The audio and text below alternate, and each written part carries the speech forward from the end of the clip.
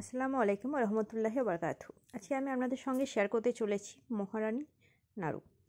এর জন্য প্রথমে একটা ভালো করে গাজরগুলোকে ধুয়ে নেবেন। আমরা এখানে 1 কেজি মতো গাজর নিয়েছি। ধুয়ে ভালো করে খোসা ছিলে এরকম গ্রেটারের মাধ্যমে গ্রেট করে নেবেন। এই সমস্ত গ্রেটারগুলো আপনারা যে কোনো বাজারে এবং মলে যে কোনো মলেই পেয়ে যাবেন। ধুয়ে এগুলো গ্রেট করবেন। ধুয়ে গ্রেট করলে যে জলটা থাকে এই বাড়তি জলটা থাকবে না। এরপরে একটা কড়াই চাপিয়ে নিয়েছি। কড়াইটা ভালো করে গরম হয়ে গেলে দিয়ে দেবো ঘি। আপনারা ঘিয়ের পরিবর্তে বাটারও ইউজ করতে পারেন। এখানে আমরা 2 চামচ মতো ঘি ব্যবহার করছি। যেহেতু আমরা 1 কেজি গাজরের করছি তাই 2 চামচ মতো ঘি যথেষ্ট। এটা ভালো করে গরম হয়ে যাওয়া অবধি ওয়েট করব।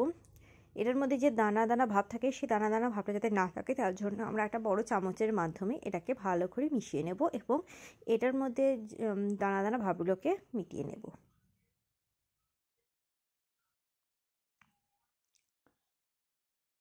এটা ভালো করে গরম হয়ে গেলে এর মধ্যে আমরা দেব 3 থেকে 4টে এলাচ এবং দেব 3টে তেজপাতা।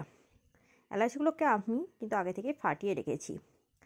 এলাচের মুখগুলোকে ফাটিয়ে রাখলে এলাচের যে স্মেলটা আসে সেটা বেরিয়ে যায় এবং সুস্বাদু হয়। এরপর আমি এখানে দিয়ে দেব গ্রেট করে রাখা গাজরগুলো।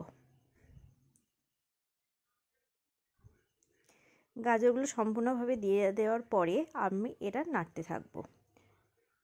এখানে একটা জিনিস খেয়াল রাখবেন, ওভেনের আঁচটা যেন মিডিয়াম আঁচে থাকে। ফুল ফ্লেমে থাকলে এটা ওপর থেকে কুক হবে ঠিকই, কিন্তু ভেতর থেকে কুক হবে না। ভেতর থেকে কুক হওয়ার জন্য সবসময় সমস্ত রান্না মিডিয়াম আঁচে রাখার চেষ্টা করবেন।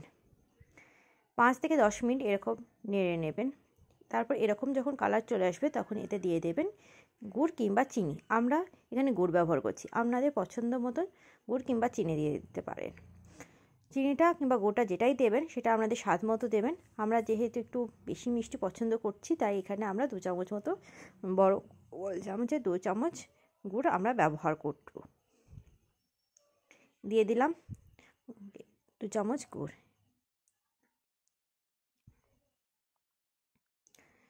গুড়টা দেওয়ার পর এটা কিন্তু অনবরত নাড়তে থাকবো 5 থেকে 10 মিনিট, কারণ না নাড়লে এটা কিন্তু লেগে যাওয়ার চান্সটা খুবই বেশি থাকে।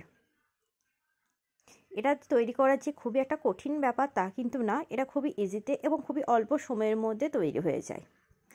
বাড়িতে গেস্ট এলে এবং হাতের কাছে গাজর থাকলে এরকম একটা নতুন রেসিপি তৈরি করে দিলে গেস্টরাও দেখবেন খুবই খুশি হয় এবং আপনারও অল্প সময়ের মধ্যে অতিথি আপ্যায়ন হয়ে যায়। এর মাঝে একটা কথা বলে রাখি, যদি আপনাদের এই চ্যানেলটিকে ভালো লেগে থাকে, বিশেষ করে আমার রান্নাগুলো, তাহলে অবশ্যই লাইক, কমেন্ট, শেয়ার এবং সাবস্ক্রাইব করতে ভুলবেন না। সাবস্ক্রাইবের পাশে একটা বেল আইকন বাটন আছে, সেটাকে ক্লিক করে অল নোটিফিকেশন ক্লিক করে নেবেন, যাতে সবার আগে রান্নার ভিডিওগুলো আপনার কাছে পৌঁছে যায়।